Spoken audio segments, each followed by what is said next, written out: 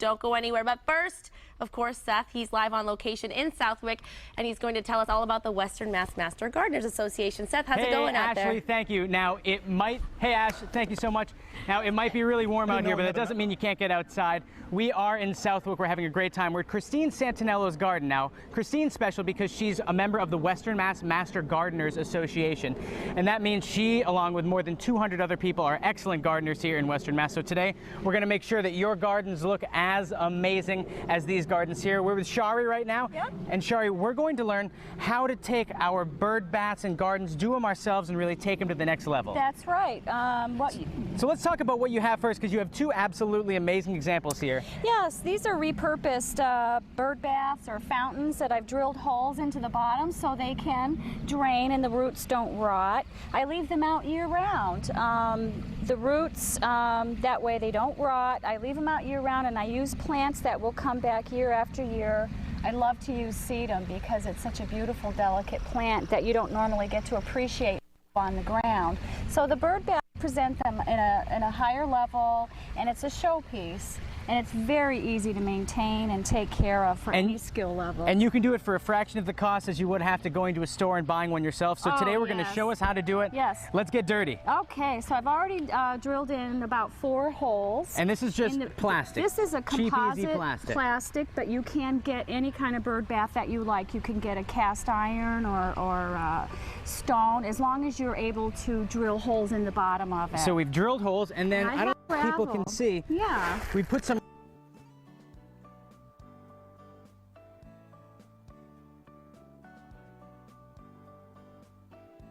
Okay. Okay, now water conservative plant with fleshy tissue. It loves drought-like conditions. And so it's just this easy. You plant it in with the soil and the rocks. And the soil. And I do it in layers because you're going to mound up your soil into a way that it's presented even higher, and it gives you more depth for roots. And you tuck it around on the side. This is so easy, and then there's so many things that you can add to it too. This looks gorgeous, and then this is gorgeous. Over here, and a lot of people won't be able to see this, you can actually lift it up, and you found this piece, you repurposed it. It looks great, Shari. Yep. Thank you so much for stopping by. Welcome. Unfortunately, we're a little bit out of time, but that's okay, because we're going to be here. Continue gardening. You continue. We'll be here in Southwick all show long, so don't go anywhere. You're watching Mass Appeal. Thank you. Welcome back to Mass Appeal. We're having a little bit of technical difficulties earlier, but those have passed. We are here in Southwick. We're at a beautiful garden. It's by Chris Santinello. She's one of the master gardeners here in Western Mass. And we're with another one right here. It's Gloria. And Gloria, we're chatting about Siberian irises. What makes them such a great plant to grow? They're a beautiful plant to grow. They're very easy to maintain, and they come in lovely colors.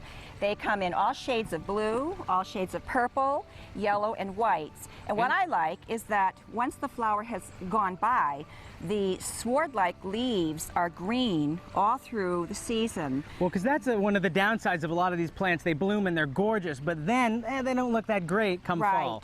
Well, these right now are not cut back. These do not actually need dividing, but I'm going to be moving them to another location, so I thought this would be perfect. And to divide them, that's one of the questions that I'm asked frequently. How do I know when to divide my iris? You know when to divide your iris because they do stop blooming. They bloom profusely once they're planted after a year or 2 or 3.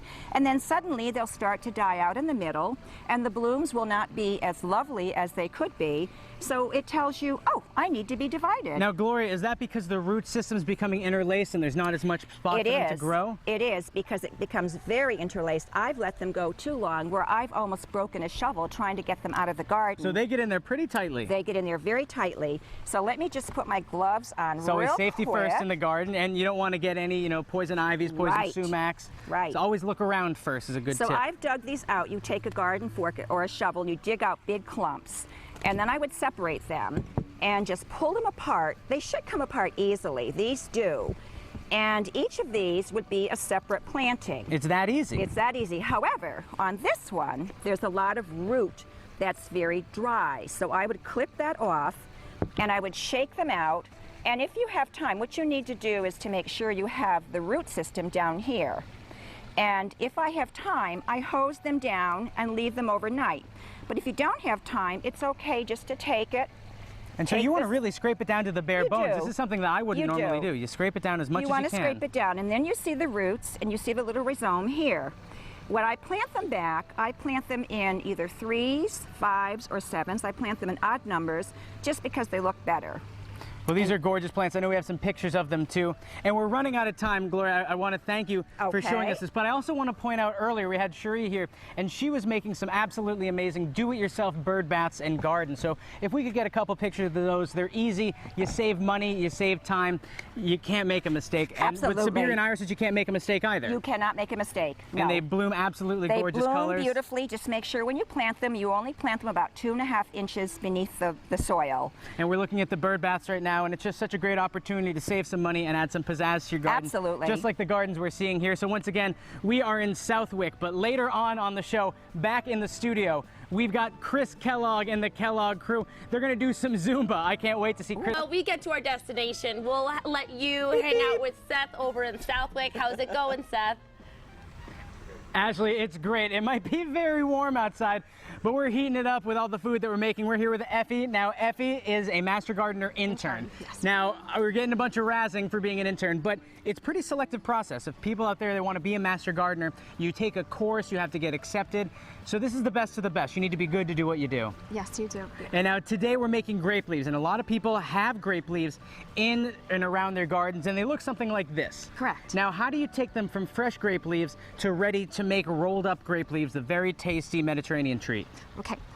You could freeze them, and when they come out of the freezer, they're already ready to go.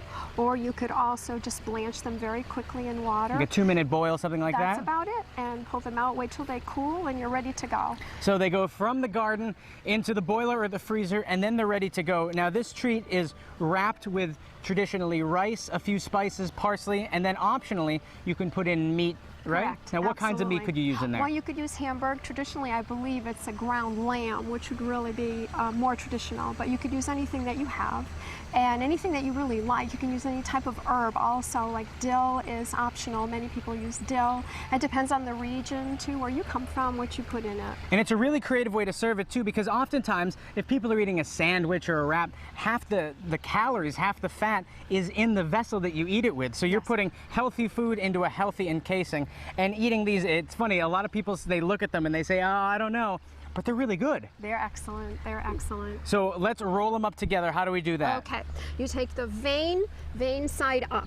Side up, okay. You want the clear, shiny side down. Okay, so we have the clear, shiny side here. I don't know if you can see it. Yep. And the veiny side. Right. So you want the veiny side up. Up, correct. So when your finished product, you want it to look really, really nice. So then you take your, would you like some? I would love some, yeah. Okay, here you go. Give me a dollop. Okay, So once again, you have hamburger Okay. meat in here. There's rice. What else goes into There's this? tomato. Tomatoes. There's also fresh tomatoes and olive oil. And you mix salt. it all together in a big pot, Absolutely, right? Absolutely. Okay, so now we're rolling it. Now, do I roll it like a burrito? Yes, you grab Flaps in? First you do the bottom right here so they'll stay all together. The bottom up, There okay. you go. Then you wrap it this way. And in. Oh, these aren't going anywhere. And then you just roll them up just like that, nice and tight. Uh-oh, I didn't do mine as tightly That's as okay, possible. That's okay. And now when we Beautiful. finish it, First job, first time, excellent. but we're not done. We put them No. in a pot, and that's the Correct. next step in the process. Correct. You take the from your parsley. Use a lot of parsley. You take the stems from the parsley. That goes in the bottom of the pot. For aromatic reasons? Actually, so your dolmadas do not stick on the bottom. Oh, great tip. Yep. And then you can put a little bit of olive oil, and you can also line it with leaves. And just one layer of leaves. And then you put these in, as you can see, you put them in the line. So as they expand, they're not going to come apart and the rice and everything will come all out. So then you put them in the oven or on the stove? either way. And roughly how long and at what temperature? Well, if it's on top of the stove, what you do is you'll put another layer of leaves on top to hold them down. I getcha. And a plate on top to hold them. So as they start to boil, they may come apart. So you put a very low boil, very, very low, and then you cover them about 3 hours, actually. 3 hours and you keep let an them eye on kind of slow cook. Yeah, especially that. Yeah. And then when you serve them, I see slices of lemon here. Is that Right. tzatziki sauce? Tzatziki sauce, yes. You can serve them as an hors d'oeuvre or as a main course, whatever you'd like to do. Well, Effie, they look Awesome. great. I'm They about are. to eat them right now. Thank you very you so much. You can much. get this recipe, by the way, online, mymassappeal.com, a little later today. Ahead on Mass Appeal. We're having a lot of fun here in Southwick. We're at the Western Mass Master Gardeners Association garden. They have more than 200 members all around Western Massachusetts. Today we're at Chris Santinello's garden, but now we're talking lawn care, and we're doing it with Jamie from New England Lawn Care. Jamie, thanks so much. Hi, Seth. Thank you. So you have some great tips because it's been a silly spring, crazy fall. We've had a lot of rain, but also a lot of high temperatures. Challenging year, no question about it, and every year is different, but this certainly has some challenges. So you have 5 tips to help maximize our lawns. The first one is to mow high. 5 simple tips. Mowing. Mowing high is critical this time of year, especially when it's very hot. Anything we can do to cool the grass plants down, create natural shade, and reduce the soil temperatures are going to be beneficial to the grass. So how many inches are we looking from the ground? No lower than 3.5 inches. A good rule of thumb is if you have a residential lawnmower, set it at the highest setting possible to maximize results. And mow high. And you also mow often too. Now, why is that? The mowing, when you really don't want to take any more than 1/3 of the grass plant off per mowing. And the worst thing you can do is go on vacation, come back, and it's 8 inches high and cut it down real low. That stresses out the plants big time. So you really want to mow every 7 days, worst case scenario, every 5 days, probably for the best results. It's like keeping your hair looking great by getting constant trims as opposed to letting it grow out. Which you pull off beautifully. I try. I talked to my hairdresser. He's not impressed. Next one, we have to water regularly. Water regularly, and in times of heat and drought, and we've had plenty of rain so far, but that was yesterday. And you got to think today, plants need water on a regular basis. Even though we had a lot of rain in June, it's hot, it's July, water daily, 20 minutes per watering session is a good rule of thumb. I think a lot of people forget this next tip. So you have to keep on top of your water, but also keep on top of your fertilizing ritual. It is. It's you don't go to the dentist once every 5 years. You have to stay on a program and go to the garden center when you have a problem. Really is taking a kind of a curative approach when you got to be proactive in getting out there regularly, 3-4 times a year, applying the fertilizers to keep the grass to a certain level, and it needs food like us. That's true. And your last tip, which I think is the hardest for everybody out there to hear, it's that you have to practice tolerance, you have to practice patience, because your lawn's not going to go green in a day. It is, and when you see these lawns, Fenway Park and the golf courses, the amount of time, finances that go into these lawns is extraordinary. So patience and tolerance there. You're going to have some highs and lows, and a lot of times they will recover with changes in weather. Well, hey, thank you so much for all these tips. I really appreciate it. Thank you for having me. We're having so much fun here, despite the fact that it is a little warm out. We've been making stuffed grape leaves. We've been teaching you how you can take your backyard from drab to fab with a few simple changes. But don't go anywhere. After this, Chris Kellogg plus Zumba equals really, really good television. Don't go anywhere. You're watching Mass Appeal. Hey, welcome back to Mass Appeal here, everybody. Welcome back to Mass Appeal. The heat is wreaking havoc on absolutely everything today, including myself. But first of all, we need to thank Master Gardener. This is your house, Christine Santinello. You're a Master Gardener, and we want to thank you for having us here today. You have an absolutely beautiful house. And if people want more information on the Western Mass Master Gardeners, how can they get more information? You can get online to Western Mass Master Gardeners. And there's a phone number too, and people can become a Master Gardener. They can intern like Effie did. Yep, exactly. It's a really great process. You get to meet so many fun people, and it's really just a great experience all around. Yeah, it sure is. Yeah. Well, we had so much fun here. Once again, we're in Southwick. We're at Christine's house, and we had so much fun today. We talked about how we make stuffed grape leaves here. Trust me, they're tasty, and the crew and all of our guests today, we've eaten about half of them. We've also taught you how to save money on your lawn items. We have some do-it-yourself bird baths here. Turn your lawn from drab to fab. It's real easy to do. It doesn't cost much. And if you want to watch all of these segments online later, all you have to do is go on to mymassappeal.com later today. And once again, you can turn your garden from drab to fab. It's real easy. But I'm going to toss it back into the studio to Ashley. Ashley, I hope you had fun with the Kellogg crew today, because it sounded like you had so much fun.